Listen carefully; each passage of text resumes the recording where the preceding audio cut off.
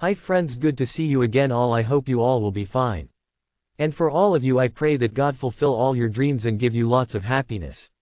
And my dear friends, every time I try my best to give you all latest news. Therefore, you are requested to sit tight on your seats and enjoy the latest news.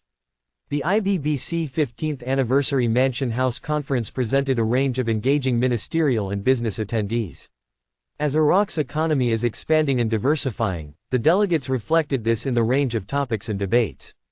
Baroness Nicholson and Christophe Michels welcomed everyone at this milestone time and thanked all founders and members who supported IBBC over the years, and both were pleased to announce IBBC is now its strongest, most influential and confident with much optimism for the future. Iraq's top companies and minsters were freely available to discuss business with delegates, until the end of the day, including CEOs of BP, TotalEnergies, Basrah Gas Company, Mitsubishi, EY, SC, Wood, Sardar Group, the Central Bank of Iraq, Trade Bank of Iraq, CJICM, UB Holdings, Martrade, Vitol and Government advisors and ministers, including H.E.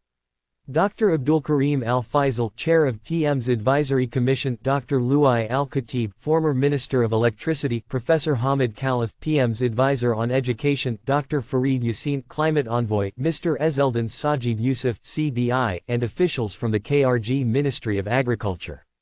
The British Home Office and Foreign Office DBT officials also on hand as observers and engagers.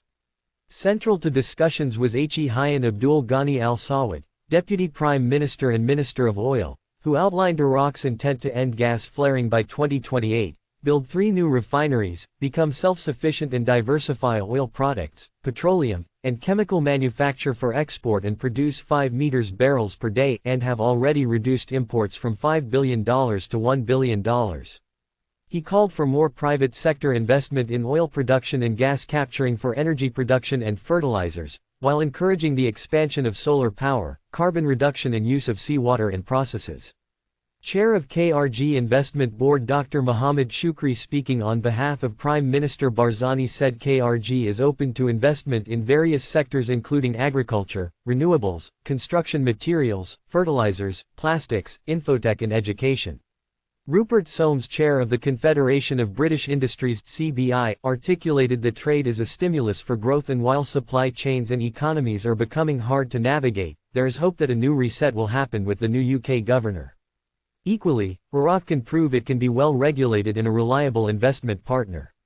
He said working together with IBBC, CBI and governments presents an opportunity for all. Dr. Amit Selman of AAA Holdings, principal sponsor, recognized the high level of collaboration between the UK and Iraq in contributing to food and climate security and supporting Iraq in its fertilizer requirements.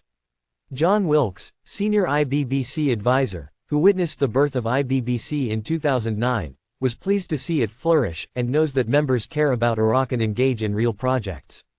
As a former ambassador, he knows how important to have partners like IBBC and that the UK will be the strongest partner for Iraq. Lord Howell made a significant macro speech on the eve of the UK, French and USA elections. He condemned the trivia of political debate, and warned, "The world is on fire, the forces of darkness and dangerous undercurrents are trying to destabilize democracy, there is war, climate change and digital disruption at the doors of states, struggling to uphold public services, stark choices face countries. We must look to strategies of resilience, honesty, civilized debate, to develop trust and respect in our political system, and even survival strategies and rule of law if we are to prevail. 85% of the world depends on fossil fuels and it's not practical to just stop, so a pragmatic timeline for transition and investment is necessary. Civilized debate and democracy must prevail."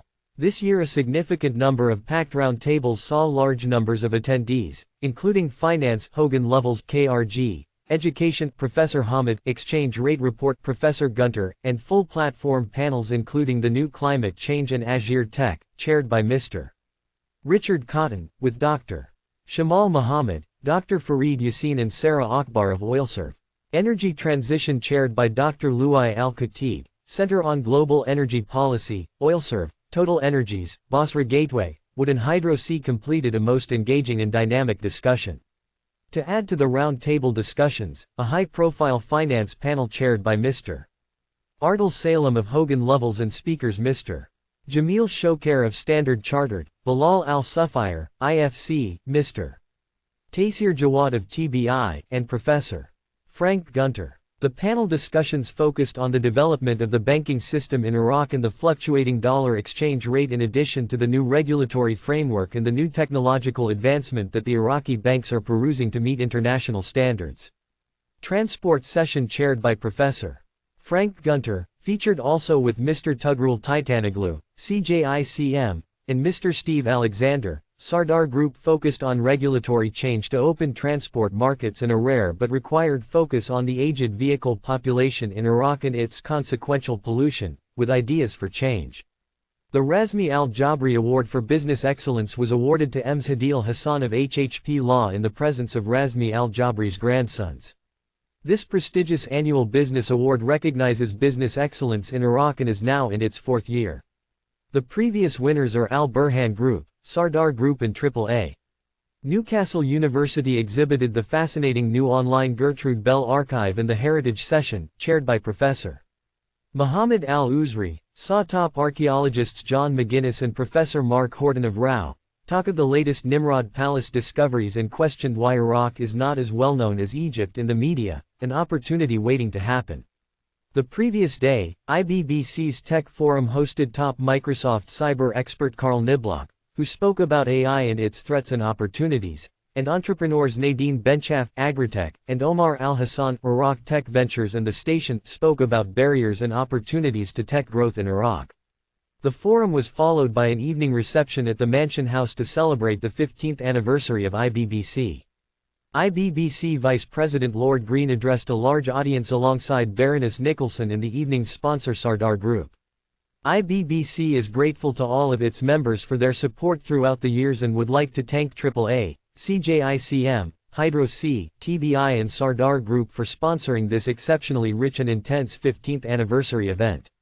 We were also grateful for the support and encouragement given by the Iraqi Embassy in London, the British Embassy in Baghdad and UK Visa and Immigration.